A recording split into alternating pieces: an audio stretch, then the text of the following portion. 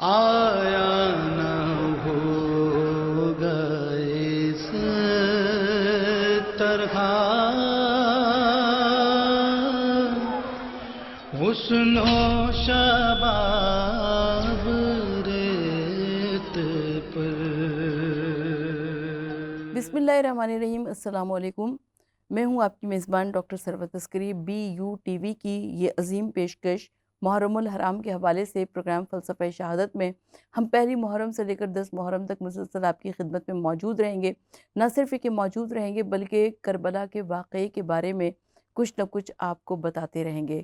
ہماری یہی دعا ہے کہ پروردگار عالم اس پورے سلسلے کو کامیابی کے ساتھ پہنچائے، اور رب العالمین ہم سب کو توفیق عطا فرمائے کہ ہم کربلا کے واقعے سے کچھ حاصل کر سکیں۔ کربلا کا واقعہ جو کہ ایک عظیم واقعہ ہے۔ شاہ است حسین بادشاہ است حسین، دین است حسین دین پناہ است حسین، سرداد نداد دست در دست یزید، حقہ کے بنائے لا الہ است حسین۔ امام علی مقام امام حسین علیہ السلام نے کربلا کے مقتل میں عظیم قربانی دے کر دین حق کو بچا لیا، قرآن کو بچا لیا، شریعت کو بچا لیا، بلکہ یوں کہیے کہ اللہ کے نام کو بچا لیا۔ اور اللہ تعالیٰ نے وعدہ کیا ہے قرآن میں کہ تم میرا تذکرہ کرو، میں تمہارا تذکرہ کروں گا۔ اس وعدے کو پورا کرنے کے لیے پروردگار عالم نے کچھ عجب انتظامات کیے۔ ہر سال جب محرم کا چاند نمودار ہوتا ہے تو لوگوں کو محسوس یہی ہوتا ہے کہ جیسے آج ہی کربلا میں محرم کا چاند نمودار ہوا۔ ہر سال جب 2 محرم آتی ہے تو لگتا ہے کہ آج ہی حسین وارد کربلا ہوئے۔ ہر سال 7 محرم کو یہی محسوس ہوتا ہے کہ جیسے آج ہی خیام حسینی سے العطش کی صدائیں بلند ہوئی تھی۔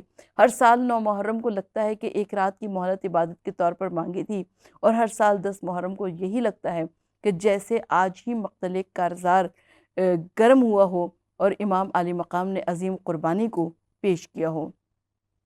پروردگار عالم ہمیں توفیق عطا فرمائے کہ ہم اس عظیم فلسفہ شہادت سے کچھ نہ کچھ حاصل کر سکیں۔ 9 محرم کی رات مقتل کربلا میں، جسے ہم شب عاشور کہتے ہیں، شب عاشور اور شام غریبہ میں بڑا فرق ہے، اس لیے کہ شام غریبہ میں مرد سارے شہید ہو چکے تھے۔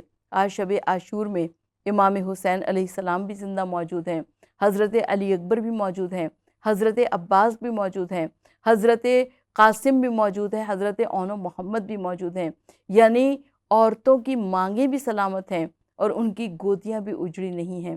لیکن شام غریبہ میں خواتین کی مانگ بھی اجڑ چکی ہوگی اور ان کی گود بھی اجڑ چکی ہوگی، ان کی گود بھی سونی ہو چکی ہوگی۔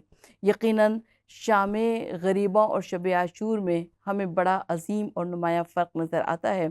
آج کی رات یعنی شب عاشور مقتل کربلا میں ایک عظیم رات تھی، بلکہ یوں کہیے کہ یہ بڑی مصروف رات تھی۔ دونوں جانب مصروفیت تھی۔ ایک جانب اسلحوں کو صیقل کیا جا رہا تھا، اسلحوں کو تیز کیا جا رہا تھا، اگلے دن کی فوج کی حکمت عملی طے کی جا رہی تھی کہ کس طریقے سے حملہ کیا جائے گا، اور دوسری جانب امام حسین علیہ السلام کے خیموں میں عبادت الہی تھی، ذکر اور اذکار تھا۔ تاریخ نے ہمیں یوں مثال دی کہ جیسے مکھیوں کے بھن بھنانے کی صدا بلند ہوتی ہے، بالکل ایسے ہی مقتل کربلا میں امام علی مقام کے خیموں سے ذکر اور اذکار، عبادت الہی کی صدائیں بلند ہو رہی تھیں۔ آج ہی کی رات یعنی شب عاشور کا تذکرہ ہے، 9 محرم کی رات کا تذکرہ ہے۔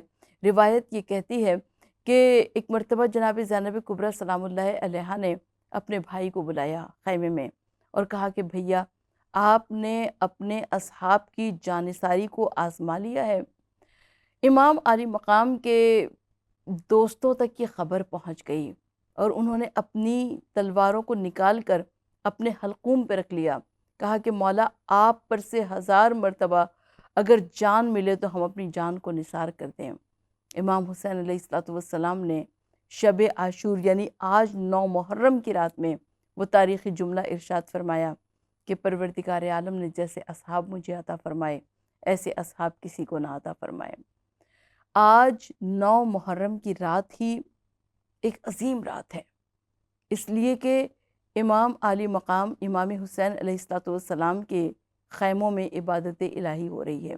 کسی نے دیکھا کہ امام عالی مقام کے رفقا یعنی حضرت حبیب ابن مظاہر، حضرت زہیر ابن قین کسی ہنسی مذاق میں مصروف ہیں، کوئی دل لگی کی باتوں میں مصروف ہیں۔ کسی نے کہا کہ اے حبیب، اے زہیر، کل موت سامنے کھڑی ہوئی ہے اور تم اس وقت ہنسی مذاق کر رہے ہو، دل لگی کر رہے ہو۔ حضرت امام حسین علیہ السلام کے رفقا نے جواب دیا، اس سے بہترین موقع کون سا آئے گا، اس لیے کہ کل کا دن نمودار ہوگا، موت ہمیں اپنی آغوش میں لے گی، ہم جام شہادت پئیں گے اور حسین کے نانا ہماری شفاعت کرائیں گے، حسین کے بابا آب کوثر سے ہمیں سیراب کریں گے، اس سے زیادہ خوبصورت موقع کون سا آئے گا۔ یہ کربلا والوں کا وہ یقین تھا، وہ اطمینان تھا کہ جس نے کربلا کو کربلا بنا دیا۔ ہم دیکھتے ہیں کہ کربلا کے مقتل میں ہر شخص ہمیں امام حسین کے جادہ فکر پر چلتا ہوا نظر آتا ہے۔ 1400 سال گزر گئے مگر کوئی کہہ نہیں سکتا کہ امام حسین علیہ السلام ہمارے والے کو زبردستی لے کر گئے تھے۔ امام حسین علیہ السلام نے ہر قدم پر لوگوں کو واپس کیا ہے۔ جو بھی لشکر کشائی کے شوق میں، سلطنت کے شوق میں، اقتدار کے شوق میں، مال غنیمت کے شوق میں آ رہا ہے، مولا امام حسین علیہ السلام نے فرماتے گئے کہ دیکھو یہ موت کا سفر ہے، اس پر سوچ سمجھ کے آنا۔ کیسا عجیب سفر ہے، کیسے عجیب لیڈر ہیں امام حسین علیہ السلام۔ دنیا کے لیڈروں کو شوق ہوتا ہے کہ اپنے ارد گرد لوگوں کو جمع کریں، مگر امام حسین علیہ السلام سب کو واپس بھیجتے جا رہے ہیں۔ یہاں تک کہ جب 9 محرم کی رات آئی تو امام حسین علیہ السلام نے چراغ خیمہ کو گل کیا اور کہا کہ دیکھو جانے والوں کے لیے راستے کھلے ہوئے ہیں، آنے والوں کے لیے راستے بند ہیں۔ بجھایا ایک دیا شہن 72 ہو گئے روشن، اندھیرا خود پریشاں ہے، بجھا کیا تھا جلا کیا ہے۔ امام علی مقام نے چراغ خیمہ کو گل کر دیا اور اس کے بعد جب چراغ خیمہ کو روشن کیا تو کوئی شخص بھی کم نہیں تھا۔ ان کے چہروں کی تابناکی سے واقعی کربلا چکمگا رہا تھا، سرزمین کربلا چکمگا رہی تھی، اور امام علی مقام امام حسین علیہ السلام نے اس پوری شب کو عبادت الہی میں گزارا۔ بس ایک منظر آپ کی سماعتوں کے واسطے نظر کرتے ہوئے اس پروگرام کو ختم کرنا چاہوں گی۔ جب امام حسین علیہ السلام خیموں کا جائزہ لے چکے تو امام حسین علیہ السلام مقتل کربلا کی جانب بڑھتے جا رہے ہیں۔ آخری رات ہے حسین ابن علی کی۔ ایک مرتبہ مولا کو محسوس یہ ہوا کہ پیچھے پیچھے کوئی آ رہا ہے۔ اب جو امام حسین علیہ السلام نے مڑ کر دیکھا تو غلام ہلال بن نافع چلے آ رہے ہیں۔ مولا رک گئے، کہا کہ ہلال کیسے آنا ہوا؟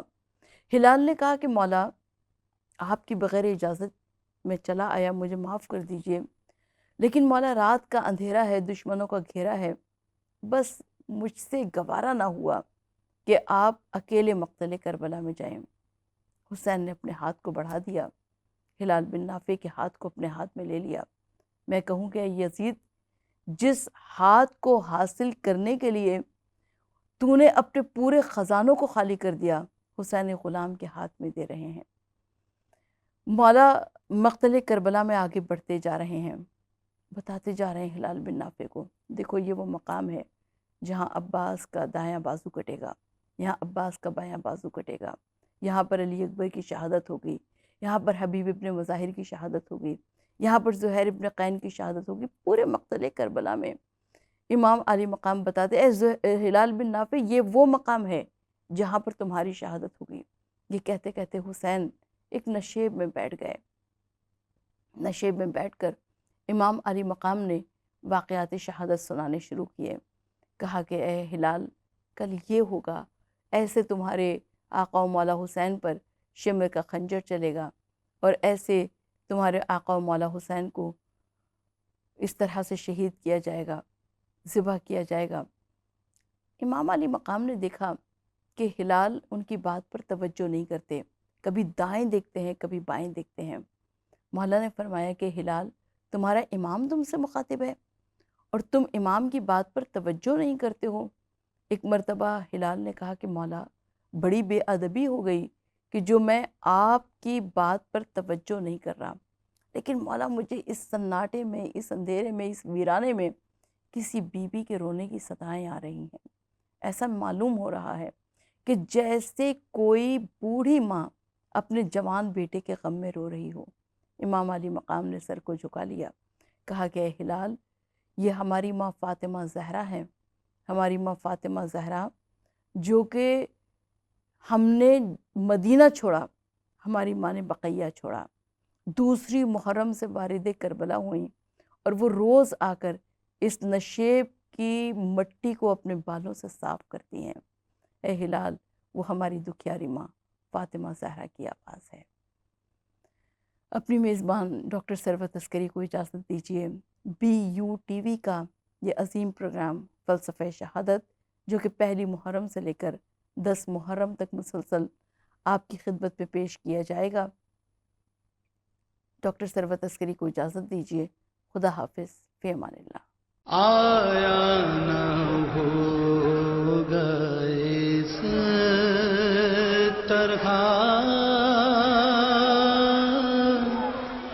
حسن و شباب